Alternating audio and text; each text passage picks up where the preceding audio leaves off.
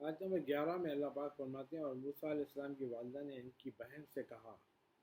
کہ ان کا حال معلوم کرنے کے لیے ان کے پیچھے جاؤ، تو وہ انہیں دور سے دیکھتی رہی اور وہ لوگ بالکل بے خبر تھے۔ موسیٰ علیہ السلام کی بہن جو تھے، موسیٰ علیہ السلام جو پانی میں جا رہے تھے اس کو فالو کر رہے تھے، ان دیکھ رہے تھے اور اس کے اوپر کیا ہوتا ہے، اور جو لوگ ان کو اٹھانے والے تھے ان کو معلوم نہیں تھا کہ ان دیکھ رہے۔ آیت نمبر 12 میں اللہ پاک فرماتے ہیں اور ہم نے پہلے ہی سے موسیٰ علیہ السلام پر دایوں کا دودھ حرام کر دیا تھا، یعنی موسیٰ علیہ السلام کو فرعون کے پاس سے دایاں بلائے دودھ پلانے والے کو، انہوں نے کس کا بھی دودھ نہیں پیا، اللہ تعالیٰ ان کو آلریڈی حرام کر دیے تھے موسیٰ علیہ السلام۔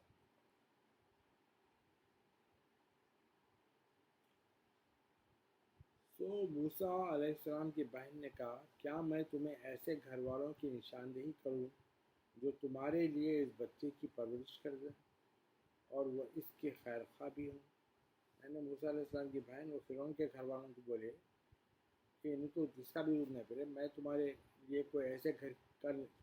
کا پتہ نہ بتا دوں جو یہ بچے کی پرورش بھی کریں اور بچے کی خیر خواہ بھی ہوں۔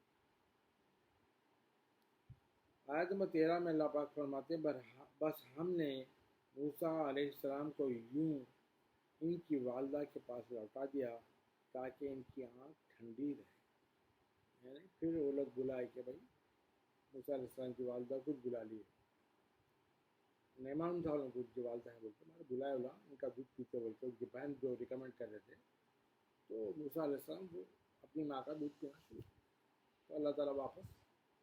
ان کے ماں کے حوالے کر دیا نا موسیٰ علیہ السلام، تاکہ ان کی آنکھ کی ٹھنڈی رہے اور وہ رنجیدہ نہ ہو، اور تاکہ وہ یقین سے جان لیں کہ اللہ کا وعدہ سچا ہے، لیکن اکثر لوگ نہیں جانتے۔ آیت نمبر 14 میں اللہ پاک فرماتے ہیں اور جب موسیٰ علیہ السلام نے اپنی جوانی کو پہنچ گئے اور سن اعتدال پر آ گئے، یعنی جوان ہو گئے، ایک مڈل لائف تک آ گئے، تو ہم نے انہیں حکمت نبوت اور علم و دانش سے نوازا۔ پھر اللہ تعالیٰ ان کو نبوت دیے، علم دیے، عقل دیے، اس سے نوازا۔ اور ہم نیکوکاروں کو اس طرح صلا دیا کرتے ہیں، اللہ تعالیٰ نیک لوگوں کو اس طرح سے اس کا صلا دیتے ہیں، بدلا دیتے ہیں۔ آیت نمبر 15 میں اللہ پاک فرماتے ہیں اور موسیٰ علیہ السلام شہر مصر میں داخل ہوئے اور اس حال میں کہ شہر کے باشندے نیند میں غافل پڑے تھے، یعنی موسیٰ علیہ السلام جب داخل ہوئے مصر میں تو شہر کے پورے باشندے نیند میں سو رہے تھے، یعنی رات کا وقت تھا، تو انہوں نے اس میں سے دو مردوں کو باہم لڑتے ہوئے پایا، دو مرد آپس میں لڑتے ہوئے موسیٰ علیہ السلام نے دیکھا، ایک تو ان کے اپنے گروہ بنی اسرائیل میں سے تھا اور یہ دوسرا ان کے دشمن قوم فرعون میں سے تھا، یعنی ایک شخص جو تھا، مرد جو تھا اس میں سے موسیٰ علیہ السلام کی جو قوم تھی بنی اسرائیل اس میں سے تھا، اور اس کا دوسرا اپوزیشن فرعون کے لوگوں میں سے تھا۔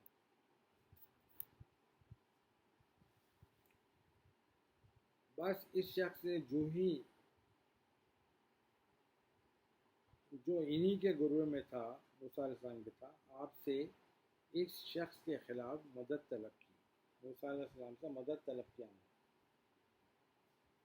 فرعون کے لوگوں کے خلاف، کہ جو آپ کے دشمنوں میں سے تھا۔ بس موسیٰ علیہ السلام نے اس سے مکہ مارا تو اس کا کام تمام کر دیا،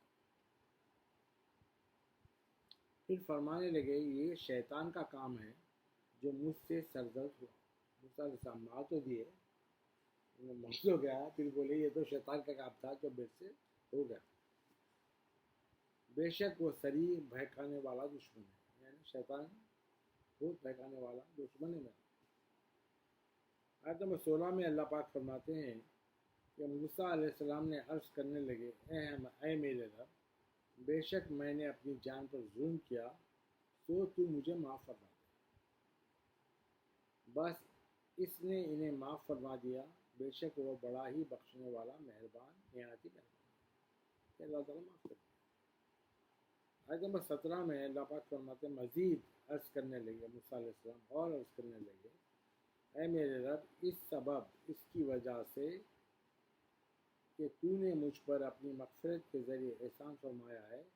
اب میں ہرگز مجرموں کا مددگار نہیں بنوں گا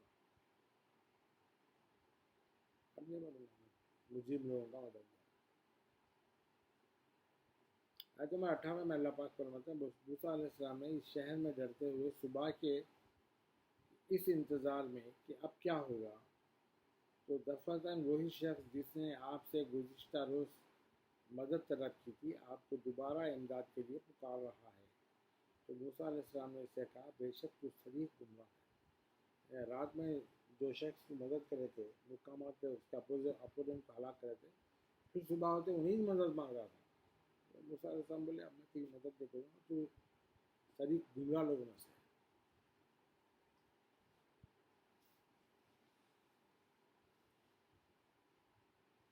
آیت نمبر 19 میں اللہ پاک فرماتے ہیں تو جب انہوں نے ارادہ کیا کہ اس شخص کو پکڑیں جو ان دونوں کا دشمن ہے تو وہ بول اٹھا اے موسیٰ کیا تم مجھے بھی قتل کرنا چاہتے ہو جیسا کہ تم نے کل ایک شخص کو قتل کر ڈالا تم صرف یہی چاہتے ہو کہ ملک میں بڑے جابر بن جاؤ اور تم یہ نہیں چاہتے کہ اصلاح کرنے والوں میں سے بنو میں نے موسیٰ علیہ السلام سے سوال کر رہا ہوں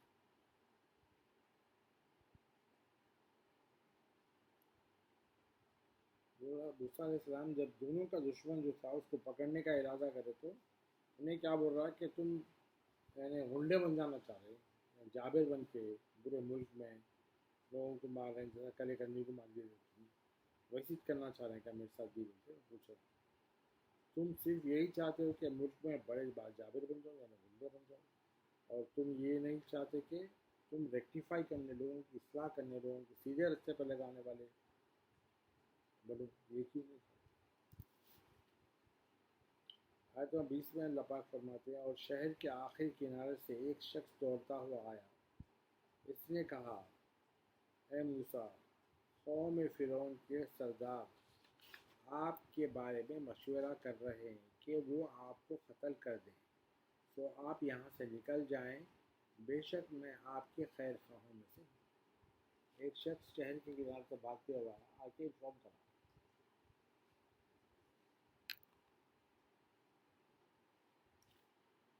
آیت نمبر 21 میں اللہ پاک فرماتے ہیں سو موسیٰ علیہ السلام وہاں سے خوفزدہ ہو کر مدد الہی کا انتظار کرتے ہوئے نکل کھڑے ہوئے عرض کیا اے رب مجھے ظالم قوم سے نجات عطا فرما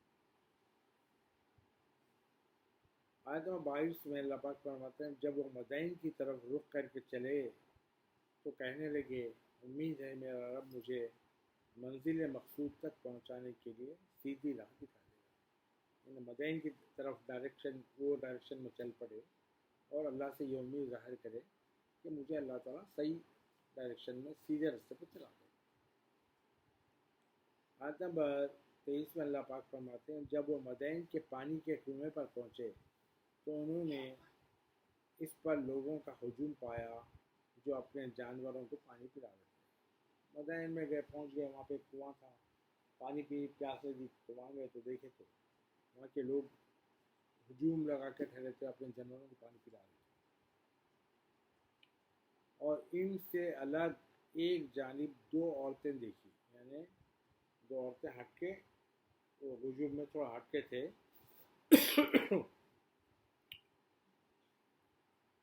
جو اپنی بکریوں کو روکے ہوئے تھے موسیٰ علیہ السلام نے فرمایا تم دونوں اس حال میں کیوں کھڑی ہو عورتوں سے پوچھا تو دونوں بولی کہ ہم اپنی بکریوں کو پانی نہیں پلا سکتے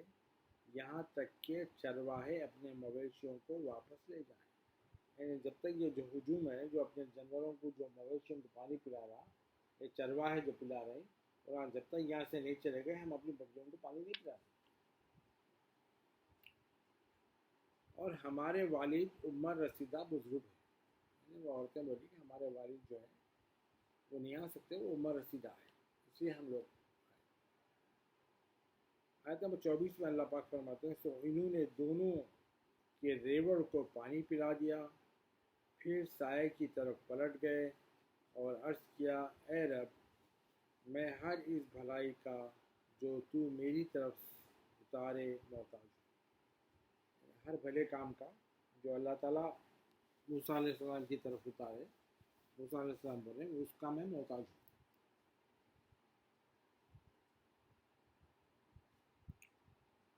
آیت نمبر 25 میں اللہ پاک فرماتے ہیں، پھر تھوڑی دیر بعد ان کے پاس ان دونوں میں سے ایک لڑکی آئی جو شرم و حیا کے انداز سے چل رہی تھی۔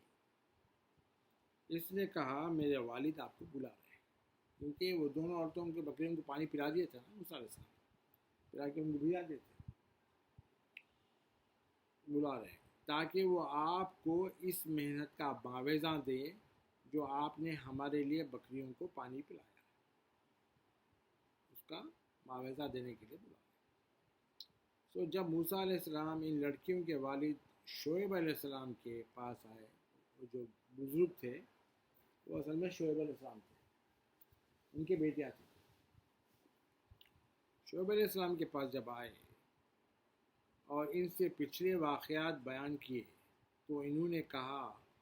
آپ خوف نہ کریں، آپ نے ظالم قوم سے نجات پائی۔ یعنی موسیٰ علیہ السلام جو واقعہ ہوا تھا وہ بیان کرے ان کے سامنے، تو شعیب علیہ السلام بولے کہ آپ ڈرو مت، آپ جو ظالم لوگ تھے ان سے آپ کو نجات مل گئی۔ آیت نمبر 26 میں اللہ پاک فرماتے ہیں، ان میں سے ایک لڑکی نے کہا، میرے والد گرامی، انہیں اپنے پاس مزدوری پر رکھ لیں، بے شک بہترین شخص جسے آپ مزدوری پر رکھیں وہی ہے جو طاقتور، امانت دار ہو اور یہ اس ذمہ داری کے اہل ہے۔ وہ لڑکی بولی کہ یہ ان کو نوکر رکھ لو، کیونکہ یہ طاقتور بھی ہے اور یہ ذمہ داری اٹھانے کے کیپیبل بھی ہے اور ایماندار بھی ہے۔ آیت نمبر 27 میں اللہ پاک فرماتے ہیں کہ انہوں نے موسیٰ علیہ السلام سے کہا، یعنی شعیب علیہ السلام نے کہا، میں چاہتا ہوں کہ اپنی ان دو لڑکیوں میں سے ایک کا نکاح آپ سے کر دوں، اس مہر پر کہ آپ 8 سال تک میرے پاس اجرت پر کام کریں گے۔ ان کا مہر یہ ہے کہ 8 سال تک موسیٰ علیہ السلام تنخواہ لے کے ان کے پاس کام کریں گے۔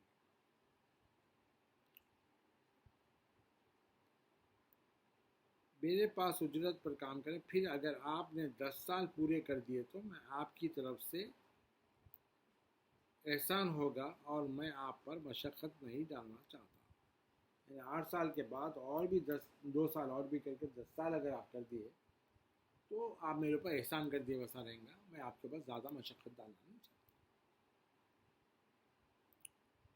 اگر اللہ نے چاہا تو آپ مجھے نیک لوگوں میں سے پائیں گے۔ شعیب علیہ السلام بولے، اللہ نے چاہا تو آپ مجھے نیک لوگوں میں سے پائیں گے۔ آیت نمبر 28 میں موسیٰ علیہ السلام نے کہا، یہ معاہدہ میرے اور آپ کے درمیان طے ہو گیا۔ اب یہ طے ہو گیا کہ انہوں ان کی لڑکی سے شادی کر رہے ہیں اور اتنا مہر ہے اور 8 سال تک وہ جیل پہ کام کریں گے۔ دو میں سے جو مدت بھی میں پوری کروں سو مجھ پر کوئی جبر نہیں ہوگا۔ یعنی دونوں مدتاں جو 8 سال اور 10 سال پہ، اس میں سے جو کوئی بھی ایک مدت میں پوری کروں مگر میرے اوپر زبردستی نہیں کرنا، جبر نہیں ہوگا۔ اور اللہ اس بات پر جو ہم کہہ رہے ہیں نگہبان ہے، اللہ دیکھ رہا ہے سب جو بات کر رہے ہیں۔ آیت نمبر 29 میں اللہ پاک فرماتے ہیں، پھر جب موسیٰ علیہ السلام نے مقررہ مدت پوری کر لی اور اپنی بیوی کو لے کر چلے تو انہوں نے دور کی جانب سے ایک آگ دیکھی، وہ شعلہ حسن مطلق تھا جس کی طرف آپ کی طبیعت مانوس ہو گئی۔ یعنی بیوی کو لے کے نکلے وہاں سے تو رستے میں دیکھے دور پہ ایک شعلہ ہے آگ کا، اس سے انہوں اٹریکٹ ہو گئے۔ انہوں نے اپنی اہلیہ سے فرمایا، تم یہیں ٹھہرو، میں نے آگ دیکھی ہے، شاید میں تمہارے لیے اس آگ سے کچھ اس کی خبر لاؤں جس کی تلاش میں مدتوں سے میں پھر رہا ہوں، یا آتش سوزاں کی کوئی چنگاری لا دوں تاکہ تم بھی تب اٹھو یعنی گرم ہو جاؤ.